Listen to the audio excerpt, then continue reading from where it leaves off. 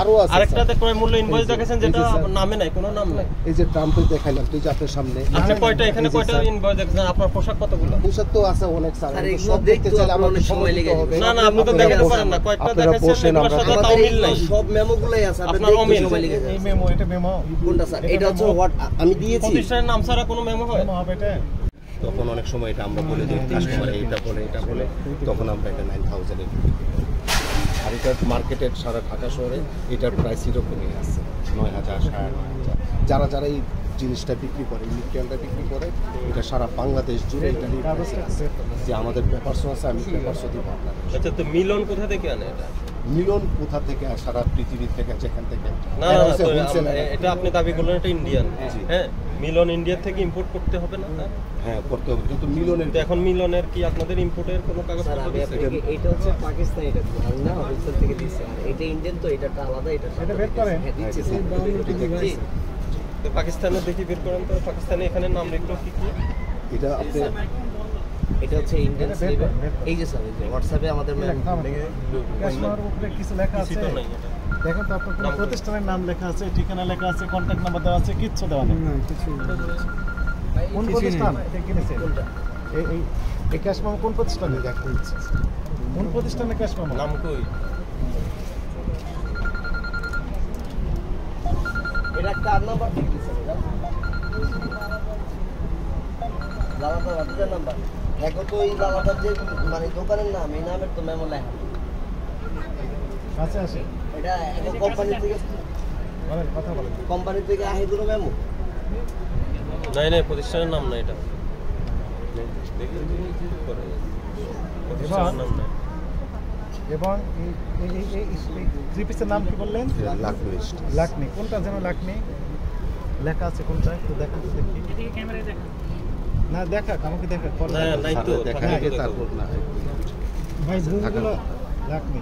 এই যে এটা মনে হয় এটা কি ওদের লেখা ইন্ডিয়ান লেখা স্যার। এটা ইংলিশে লেখছে, না মানে ইন্ডিয়ান তো হাতের লেখা, সেটা বুঝে যাবে। এবং এখানে যে রেটটা লেখা আছে সর্বোচ্চ, শুনেন, সর্বোচ্চ লেখা আছে 4125 টাকা। এটা রুপি স্যার। কোথায় রুপি লেখা আছে? এটা পুরাটাই রুপি স্যার। কোথায় রুপি? মানে এটা তো ইন্ডিয়ানরা আমি বুঝি না। আপনি ইন্ডিয়া থেকে কিনছেন সরাসরি ইন্ডিয়া থেকে কেনা যায় নাকি? ওটা তো ইম্পোর্ট হয়ে আসবে। ইম্পোর্ট হয়ে আসছে স্যার। আমার কথা হলো এই মিজান ভাই আসতে দাও তো। আসতে ভাই, এই শুনেন আমাকে বলেন, আপনার কেনা রেটটা কে দিবে? আপনার ক্রয় মূল্যটা যার থেকে কিনেছেন, আপনার যে বিক্রেতা উনি রসিদ দিবে, ওনার প্রতিষ্ঠানের নামে আপনার ক্রয় রসিদ থাকবে। ঠিক আছে স্যার। সেই রসিদে তো পেলাম না আমরা স্যার। এই আমরা যেটা যার থেকে কিনে আসি, সে তো আমাদের কেনা দামটা দিছে। আমরা তো কেনা দামটা লাগানোর পর আমরা একটা দাম বসাইছি। ডকুমেন্টস তো পেলাম না। এই যে এইটা একটা দিলাম তো স্যার, কেনা দামের জন্য। এই যে স্যার, এই যে আর ওটা এখানে এটা হচ্ছে আমাদের ডেইলি রিসিট। এটা হচ্ছে আমাদের বিক্রি দিছে। এই দেখেন আমাদের প্রফিটের হার স্যার 800 টাকা। এটা তো আপনার তৈরি, এটা তো আপনার তৈরি। না না স্যার, আজকে ক্যাশ মেমো দিয়েছেন? ক্যাশ মেমো কে তৈরি করছে? আপনি তৈরি করেন? কোনটা ক্যাশ মেমো বিক্রি করি নাই তো, ক্যাশ মেমো নাই। এটা তো আপনার নিজের লেখা তাই না? এটা আমাদের আপনার ক্যাশ মেমো থাকতে হবে স্যার। আমরা যে বিক্রি করি এটা আমাদের একটা হিসাব থাকতে হবে। শুনেন, এখানে দুইটার সমস্যা।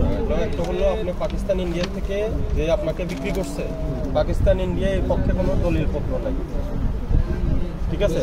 আপনি একটা ওই যে ইন্ডিয়ান রুপির একটা ভাউচার দেখাচ্ছেন যেখানে কোনো প্রতিষ্ঠানের নাম নাই, মানে ফেক একটা ইনভয়েস, ঠিক আছে?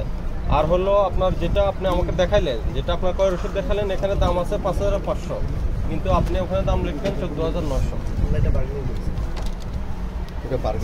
বার্গেনিং যদি করেন তাহলে আপনি ফিক্স লিখে দিলেন কেন, প্রাইস লিখে দিলেন কেন? স্যার আমরা এটা দাম দেখাইয়া তারপর আমরা বার্গেনিংটা করি। আমরা মুখে দাম বলি না, এটা দেখাই আমরা দাম দামাতে বিক্রি করি। সব জায়গায় একটা প্রাইস, একটা সুন্দর প্রাইস একটা লাগানোর পর তারপর আমরা এগুলো প্রাইস করি। সবগুলো আপনার প্রাইস গান দিয়ে দাম লাগে, যেগুলো আপনার ওগুলো আমরা বলিও না স্যার। যদি এখানে ডিসপ্লে দেখে যে বলি এটা আমাদের প্রাইস 5000 5500 এরকম বলে বিক্রি করি, আমরা ওই দামটা দেখাইও না। হোলসেলাররা কখনোই স্যার ওদের আসল কাগজ আমরা দামাদামি করে বিক্রি করি স্যার। আমাদের এখানে ফিক্স প্রাইসের দোকান, আমাদের টেক থাকতেই পারে স্যার। ইন্ডিয়া পাকিস্তান থেকে পয়সা আনার কথা হবে কোনো, আমাদের ফিক্স প্রাইসে হতো তাহলে হয়তো বলতে পারতাম।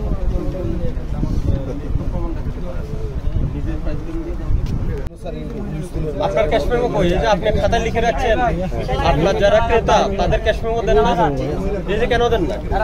এই এরপরে লেখেন বিক্রেতাকে কোনো প্রকার ক্যাশ মেমো প্রদান করেন না। আপনি ক্যাশ মেমো দিচ্ছেন? চায় না, অনেক সময় ক্যাশ মেমো আসে না, চাইবে কেন? এটা আপনার দায়িত্ব, আপনি দিয়ে দিবেন। দেয় না, হুলস্থুলের মধ্যে আপনার ওই যে ব্যাগ আছে না, ব্যাগের সাথে দিয়ে দিবেন। হুলস্থুলের কি আছে? একটা তো আপনার ক্যাশ মেমো বই আছে, বই আছে।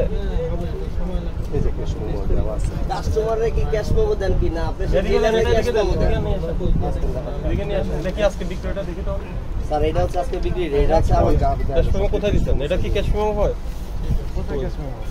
সবই তো গোটা বই রয়ে গেছে। আলবেলি পেশেন্ট পুরো বই তো রয়ে গেল, একটাও তো দেন না।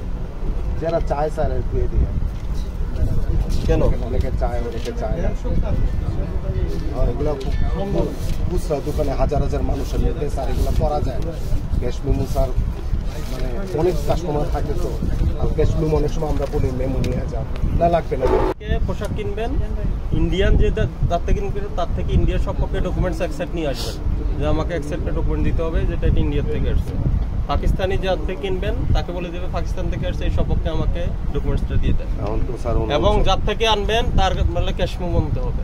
ক্যাশ মেমো ছাড়া তো আপনি বুঝাবেন কিভাবে আমার ক্রয় মূল্য হতো। এখন এই স্ট্যান্ডার্ডে আমাদের চলতেছে, এরা তো আমাদেরকে কখনো কিছু দিবে না। ওরা বিদেশ থেকে কিভাবে আপনি আনতেছে, ওরা তো পোশাকের দাম আমাদের বেশি হলে, আপনার ক্রয় মূল্য বেশি হলে বেশি দামে বিক্রি করবেন, সেটা সমস্যা না, আপত্তি নাই। কিন্তু আপনি তো ক্রয় মূল্যটাই আমাদের দেখাতে পারছেন না। আপনার ক্রয় মূল্য কত? ক্রয় মূল্য না, ক্রয় মূল্য তো কয়টা দেখাচ্ছেন? না না, এই যে কয়টা 3টা দেখিয়েছেন? আছে, আরো আছে। আরেকটাতে ক্রয় মূল্য ইনভয়েস এই যে, দেখাচ্ছেন, এই যেটা যে স্যার, নামে নাই, কোনো নাম নাই। এই যে ট্রাম্পে দেখাইলাম, তুই জাতের সামনে আপনি কয়টা এখানে এই যে কয়টা স্যার, ইনভয়েস দেখেছেন? আপনার পোশাক কতগুলো? পোশাক তো আছে অনেক স্যার, স্যার, কিন্তু এগুলো সব দেখতে দেখতেও চাইলে আপনার আমাদের অনেক সময় লেগে হবে। যাবে। না না, আপনি তো আপনারা দেখাতে বসেন, পারেন না, কয়টা আপনারা দেখাচ্ছেন বসেন, এগুলোর আমরা সাথে আমাদের তাও মিল এগুলো নাই। সব মেমোগুলোই আছে, আপনার আপনার অমিল। সময় লেগে এই যাবে। মেমো, এটা মেমো। কোনটা স্যার? এটা হচ্ছে মেমো। হোয়াট আমি দিয়েছি। প্রতিষ্ঠানের নাম ছাড়া কোনো মেমো হয়? মেমো হবে এটা? আমি যে ফোনটা দিয়েছি এই ফোনটা কোন? ওই ফোন থেকে তো আমি নিলাম, ওই যে নিচে ফোন আপনার। আচ্ছা স্যার, ওইটা এটা হচ্ছে আমি আপনাকে ওটাই বলি। আপনার আমি ছবি বুঝি তুলে স্যার, নিয়েছি। এটা আমরা এখান থেকে বৈশাখ ছবি দেখি ইন্ডিয়াতে, আমরা অর্ডার করি, ওরা হোয়াটসঅ্যাপে আমাদের এই মেমোটা দিয়ে দেয়। এইভাবেই মালগুলো আসে এলসির মাধ্যমে। আপনি তো নিজে তো ইম্পোর্টার। তাহলে আপনি ইম্পোর্টার? না না, আমরা ইন্ডিয়াতে আপনাকে হোয়াটসঅ্যাপে দিয়ে দেন না, বললেন। হোয়াটসঅ্যাপে দিয়ে দেয়। হ্যাঁ। আমরা ইন্ডিয়ান মাল যেটা দেখি হোয়াটসঅ্যাপে দিয়ে দেয়, আমাদের মেমোটা যেটা কেনা এত আছে, এই মেমোটাই আমি আপনাকে দিচ্ছি স্যার। আপনি তো ইম্পোর্টার। ইম্পোর্টার আমি না, ইম্পোর্টার এলসির মাধ্যমে যারা আসে তারা ইম্পোর্টার। আমরা এখান থেকে বইয়া বসে বসে অর্ডার দিয়েছি।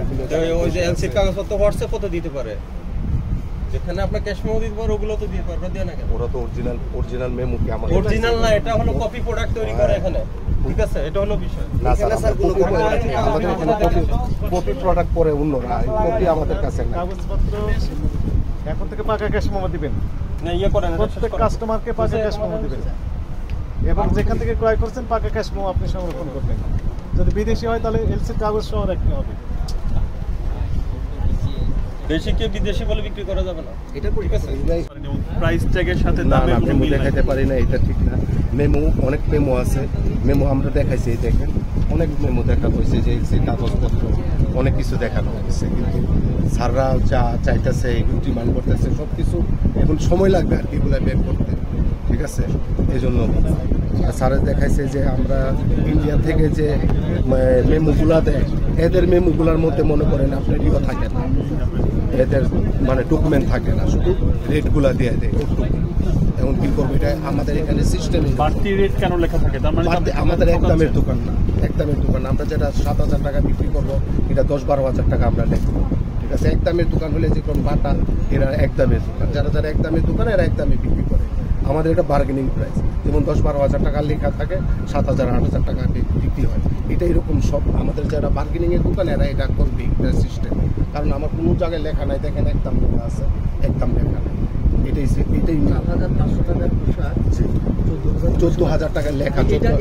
এই বিষয়ে আপনার না না, কি মনে হয়? 4,400 টাকার পোশাক না, 6,500 টাকা আমাদের পার্সেস, 14,000 টাকা আমাদের টেক প্রাইস লাগানো আছে, 14,900 লাগানো আছে। এটা আমরা 7,000 বিক্রি করি, 8,000 বিক্রি করি, 500-700 টাকা লাভে বেচতে হবে না, এইসব দোকান চলবে না, এটাও বুঝতে হবে। 500-700 টাকা যদি হয় তাহলে তো আপনি আরো কম দিতে পারবেন। 14,000 এখানে 14,900 মানে 14,900 মানে কি আমাদের কাল গেলে আমাদের কম প্রাইস শুনে। দেন না, তাহলে আপনারা এই অ্যাঙ্গেলে যায়েন না, আপনারা এইভাবে করবেন, অন্য না না না, এগুলো সব না না, ফিক্সড প্রাইস করলে তো হবে না, ফিক্সড প্রাইসের অনেক বেজাল আছে, আরো ঝামেলা ওটা আছে। বেজাল থাকলে আপনি এটা না না, এগুলো করতে হবে, এগুলো এই যে এখন ওনারা আসছে, এগুলো নিয়ে কথা বলতে হবে, বুঝতে হবে, বার্গেনিং তো সিস্টেমটা বার্গেনিং। আমি ফিক্সড প্রাইস করবো, দেখা গেছে আমার দোকানে কিছু বিক্রি হবে না। ফিক্সড প্রাইস করলে পুরো মার্কেট করতে হবে। সারা বাংলাদেশ ফিক্সড প্রাইস শুধু মার্কেট ফিক্সড প্রাইস করলে পুরো বাংলাদেশ করতে হবে, আমরা ফিক্সড প্রাইস বেচতে হবে। আপনি যখন যাবেন কিনতে আপনিও দামাদামি করে